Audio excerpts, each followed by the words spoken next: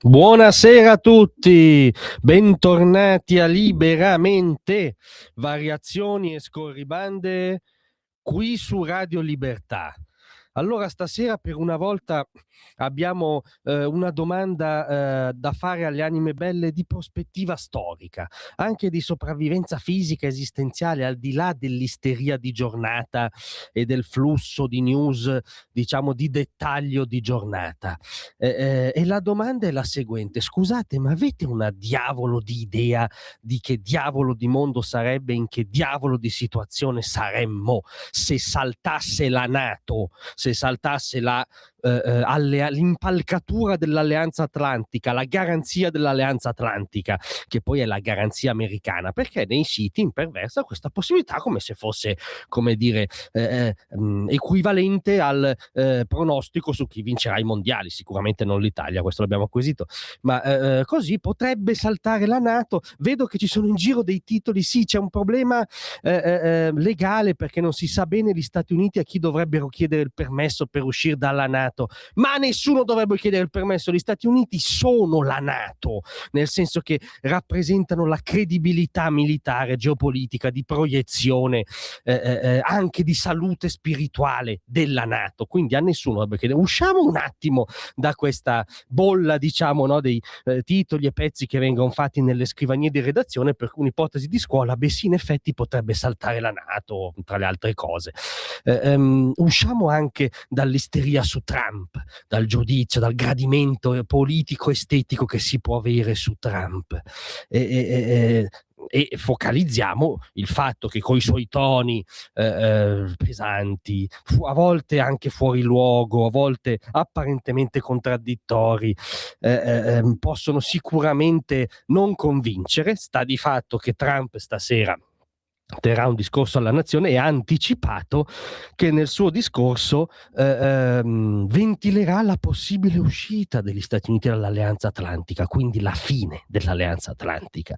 Addirittura avrebbe detto all'agenzia Reuters che esprimerà il suo disgusto per la NATO, per come si comportano gli alleati. Insomma, però usciamo dal giudizio su Trump, che tra pochi anni non sarà più alla Casa Bianca, usciamo anche dal giudizio specifico sulla guerra in Iran, che ha delle criticità sia sul campo che nella diciamo impalcatura di ragioni. Poi è sempre una guerra contro un regime teocratico, totalitario, antisemita, che stava per dotarsi di 11 bombe atomiche. Ma sono tutti dettagli. Usciamo da tutto questo e riconosciamo che ci sono delle tendenze storiche, però, Trump o non Trump, cioè che il peso dell'Alleanza Atlantica gravi sul contribuente americano è un dato aritmetico, non c'entra Trump. Il primo a parlare di scrocconi che salgono sul bus senza pagare il biglietto fu Barack Obama, solo che era figo, era chic, lo diceva con savoir-faire,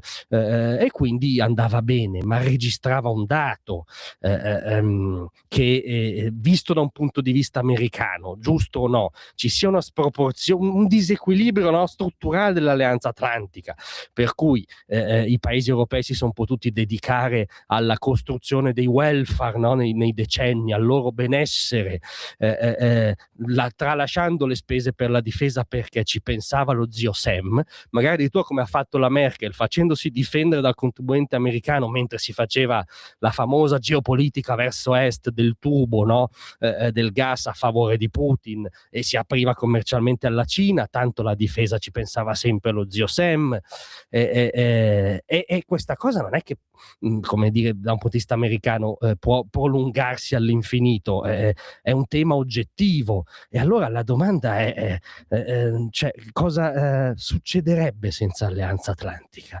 Appunto, che credibilità di potenza avremmo? Saremmo in balia di qualunque nemico della civiltà occidentale.